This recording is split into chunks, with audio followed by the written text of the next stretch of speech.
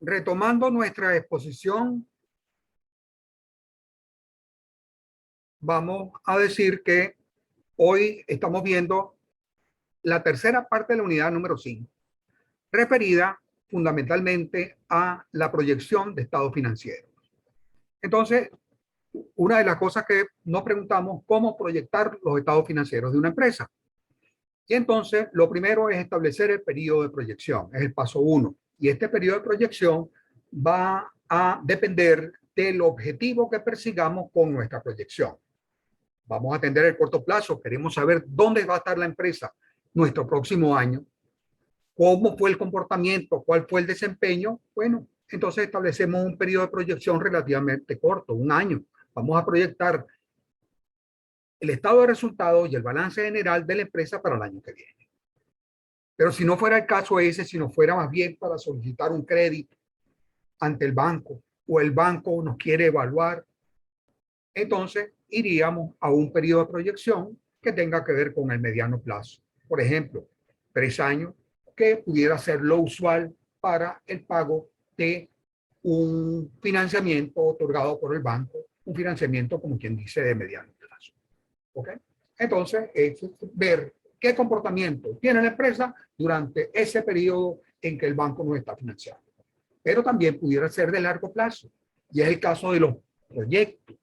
Los proyectos donde se realizan grandes inversiones, queremos saber al final durante el periodo en que el proyecto se está ejecutando, cómo va a ser el comportamiento de los estados financieros, cuáles van a ser los resultados desde el punto de vista de la contabilidad, o cuál va a ser la posición de la empresa desde el punto de vista de su balance.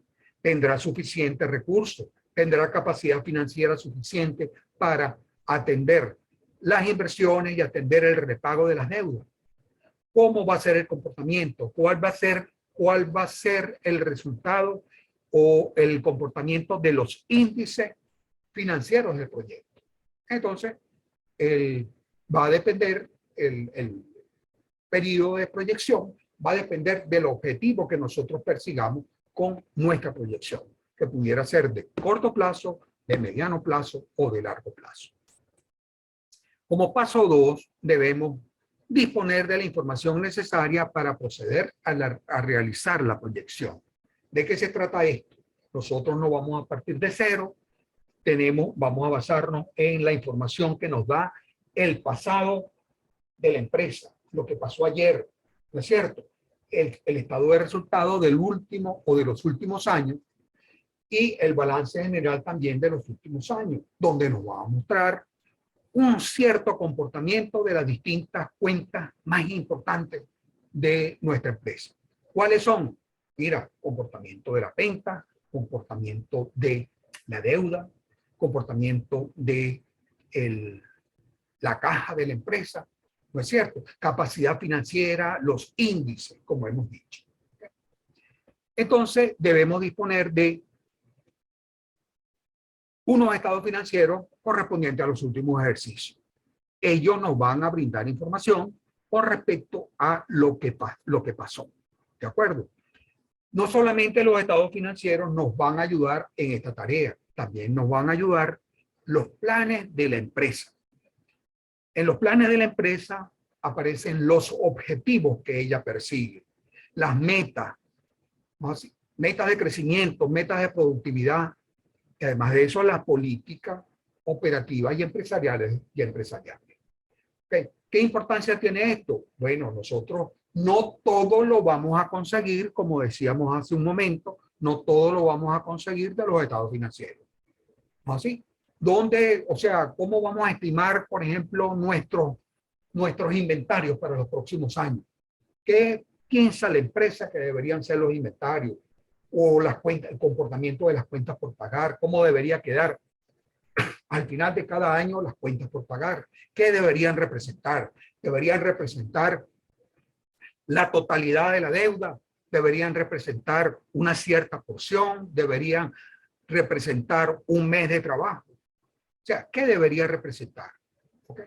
Entonces, los planes de la empresa nos pueden indicar algunos elementos para nosotros afinar nuestros cálculos y también hacia dónde va la empresa en materia de crecimiento, en materia de productividad.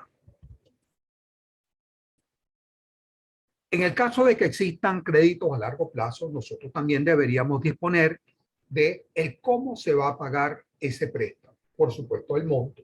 El monto no nos lo dice el Estado, el balance general. Nos dice cuánto se va a pagar en el largo plazo, cuánto se va a pagar en el corto plazo. Pero necesitamos también las tablas de amortización, ver cómo se va a pagar, si eso se va a pagar montos mensuales, montos anuales, qué tasa de interés nos va a cobrar el banco. Es necesario, entonces, y si hay otros elementos de costo, también incorporar. Entonces, es posible que en estos tres elementos que hemos mencionado tengamos una buena parte de la información que necesitamos para realizar estas proyecciones. Sin embargo, en el caso de no contar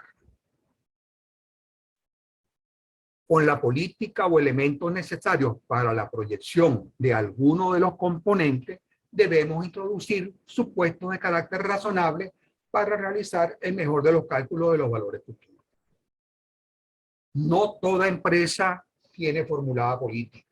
No toda empresa tiene formulada meta. No toda empresa tiene, desde el punto de vista publicado, vamos a llamarlo, sus objetivos.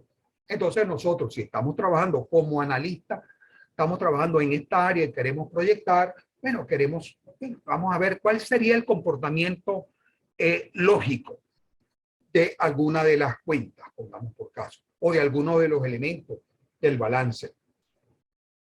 En materia de cuentas por cobrar, por ejemplo, en materia de cuentas por cobrar, nosotros vamos a, si esta es una empresa que no está en promoción, es una empresa que está asentada, que ya tiene sus clientes, ¿no es cierto? Que sabe a quién se le vende, cuánto se le vende y cómo paga cada quien.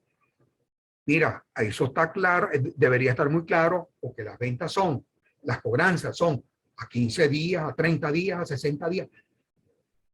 No puede haber, vamos a decirlo de alguna manera, un saldo de las cuentas por cobrar, no puede haber exceso en el saldo de las cuentas por cobrar. Si en esa área, si en ese tipo de empresa las ventas son de contado, no puede haber cuentas por cobrar. O si hay una cuenta por cobrar en un determinado momento es por alguna razón específica.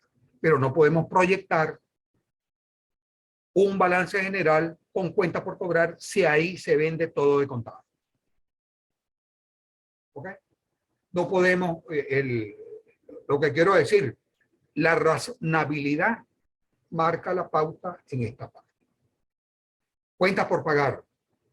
Bueno, por el hecho de que no se hayan pagado algunas cuentas, nosotros vamos a proyectar nuestro balance con un saldo muy elevado de las cuentas por cobrar y estas cuentas por pagar, y estas cuentas representan un cierto porcentaje o un elevado porcentaje con respecto, por ejemplo, a nuestras ventas. Entonces, utilicemos el criterio, utilicemos el sentido común para estas proyecciones. Hagamos uso, en ausencia de indicadores, en ausencia de metas, en ausencia de política, utilicemos razonamientos propios. Ok, entonces hemos hablado de, uno, la información que consideramos necesaria y otra, los pasos que vamos a seguir para hacer esto. ¿Qué procedimiento vamos a abordar para realizar nuestra tarea? Como primer paso, nosotros vamos a disponer de los estados financieros de los 2 últimos años. Y disponiendo de ellos, vamos a establecer diferencias anuales. ¿Qué significa establecer diferencias anuales? Nosotros vamos a comparar, por ejemplo, si estamos hablando de los años 2021 y 2020, ¿no? Así, y estamos proyectando para el año 2022 en adelante. Mira, vamos a ver cómo se comportaba, por ejemplo, en el estado de resultados, cuáles fueron los ingresos por venta en el año 2021 y cuántos fueron los ingresos por venta en el año 2020. ¿Cuánto crecieron? crecieron en un 5%, un 10%, un 20%, se duplicaron. ¿Cuál debería ser el comportamiento normal? Entonces, establezcamos la diferencia de los distintos rubros. Mira, el comportamiento, fundamentalmente, las ventas arrastran el resto de la cuenta de estado de resultados. No olvidemos eso. Si crecieron las ventas, debe crecer también el costo de venta. El comportamiento de los impuestos también debe seguir el comportamiento de las ventas en una buena medida. ¿No es cierto? Porque son dependientes los unos de los otros.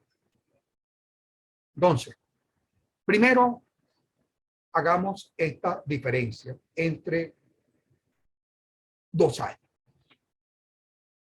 Identifiquemos tendencias y variaciones.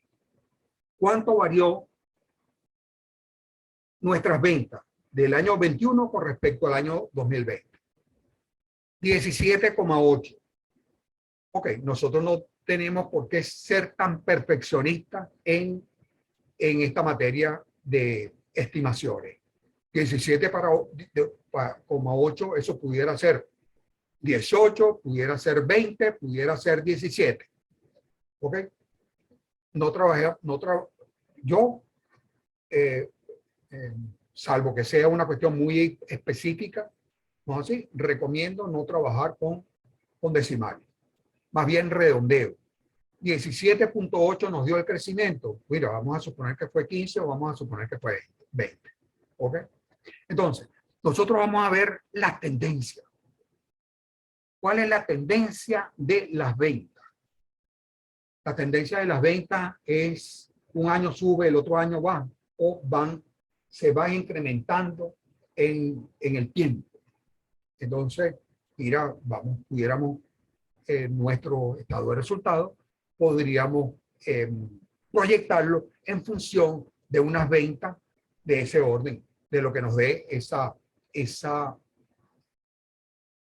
lo que nos dé esos ingresos, lo que nos dé esas ventas. Eso debería ser lo más importante. ¿Ok? Las variaciones igual. ¿Ok? Tendencias y variaciones. Debemos identificar también la participación de cada elemento dentro de nuestras proyecciones. Cuando digo participación, ¿a qué me refiero?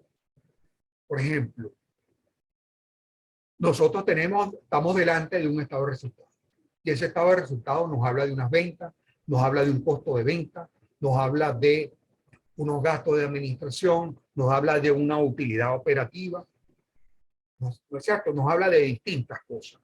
¿Qué debería ser bastante constante en una empresa? En una empresa debe ser bastante constante el comportamiento, pongamos por caso, de la utilidad en operaciones.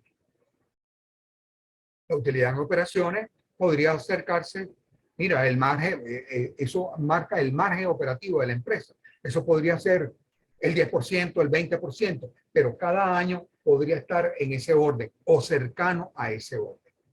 ¿Ok? Entonces, podríamos tomar de ahí, en lugar de calcular cada una de las cuentas, decir, mira, nuestras ventas están creciendo, las ventas están creciendo en tanto. Y la participación de la utilidad en operaciones es de tanto. Quiere decir que el comportamiento de los gastos que componen esos gastos operativos debería estar en un cierto orden, ¿no es cierto? Debería corresponder a la diferencia entre esa utilidad operativa y los ingresos que tiene la empresa. Debemos también considerar, en cierta forma, la naturaleza de la empresa. ¿Por qué la naturaleza de la empresa? Porque la naturaleza de la empresa nos va a decir qué proporción tiene las inversiones o qué proporción tienen la depreciación en la empresa. ¿Okay? Si es una empresa intensiva en capital, cuando estamos delante de una empresa intensiva en capital, un elemento muy fuerte de sus gastos va a ser la depreciación. más fuerte que otros insumos, otros elementos. Entonces consideremos eso, ese peso. ¿Okay? Identifiquemos, por supuesto, una de las primeras cosas que tenemos que identificar es la depreciación, es cualquier amortización que haya. ¿Por qué? Porque esos son gastos fijos de la empresa. ¿Okay? Son gastos fijos y entonces nosotros vamos a estar trabajando con una empresa que va a estar incrementando sus ventas en un cierto porcentaje, más, ¿no es cierto? Y hay una porción de sus gastos que no va a crecer. Entonces identifiquemos primero eso, ¿okay? Para hacer nuestro cálculo. ¿Se entiende? ¿Pregunta? Sí, profe. Ok.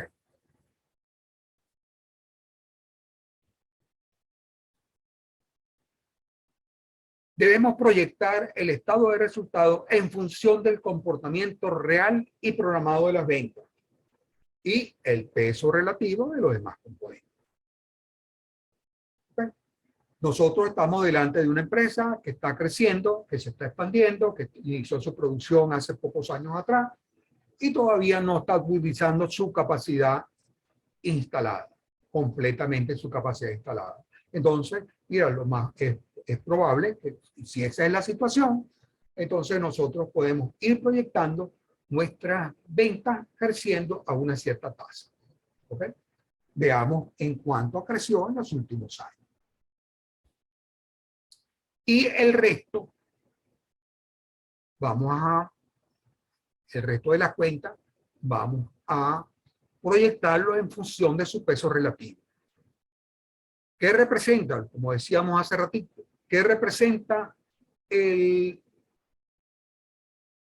la utilidad en operaciones? Representa, la empresa tiene como gasto el 80% y el 20% es utilidad. Bueno, pudiera ser un elemento importante para hacer esta proyección. ¿De acuerdo?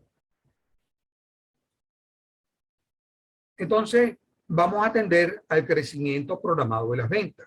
Si eso no está declarado en los papeles que nosotros revisemos, mira, veamos cuál es el comportamiento de los últimos años, veamos si la empresa tiene capacidad todavía de seguir incrementando su producción. Porque tenemos que ver, una de las cosas que tenemos que ver es cuál es la capacidad instalada. No perdamos de vista esa capacidad instalada. Distribución de costos variables y fijos. Lo que decíamos hace un momento, donde los fijos están representados en una buena medida por la depreciación, pero están representados también en una buena medida por los gastos de personal. Si tenemos esa información a la mano, bienvenida. Eso nos va a evitar que nosotros proyectemos todos los gastos en función de las ventas. Hay unos gastos que van en función de las ventas, que son los variables, y hay otros que no. Es lo que hablábamos de este margen de operaciones. Este margen de operaciones va a ser importante para nuestra proyección. Participación de los gastos administrativos. Los gastos administrativos, como ustedes saben, tienen componentes fijos y tienen componentes variables. Los componentes fijos, pienso yo que en la gran mayoría de las empresas podría ser un comportamiento, tener un comportamiento fijo. ¿Okay? Los impuestos, pongamos por caso, que dependen de las ventas que nosotros hagamos, tienen un comportamiento variable. ¿Okay? Pero mira, el gasto de administración se va a dar, dentro de los gastos administrativos también hay depreciación. Nosotros no estamos incrementando al personal, a lo mejor estamos incrementando los salarios. ¿No es cierto? Pero no se está incrementando el número de personas. Eso tiende a permanecer fijo. Y se incrementa la producción, pero la administración prácticamente sigue siendo la misma, con algún elemento que se incremente. El monto de la depreciación y de la amortización es importantísimo para todo esto. Ellos van, o sea, nosotros vamos, no tenemos que hacer ningún esfuerzo para proyectar la depreciación y la amortización de los años venideros, porque eso es en línea recta, como ustedes saben.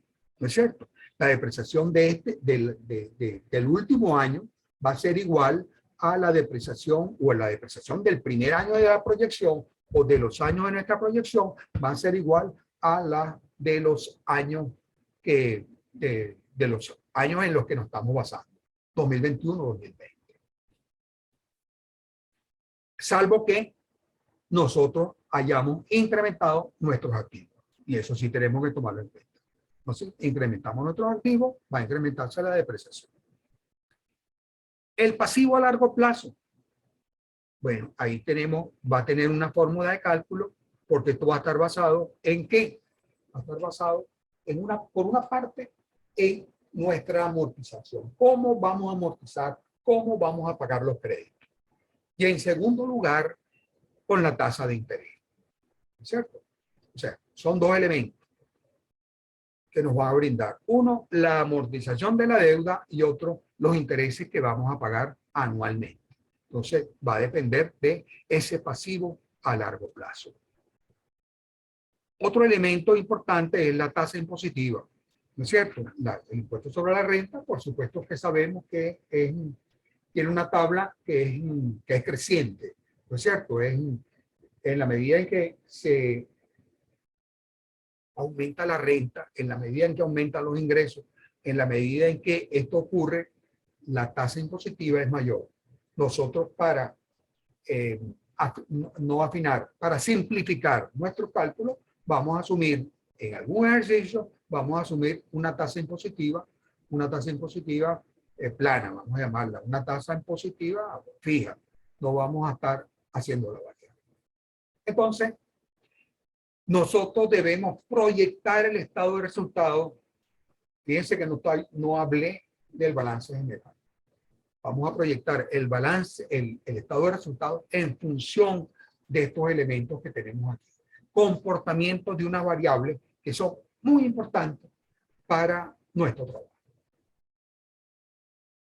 ¿Alguna pregunta? No, profe. Gracias.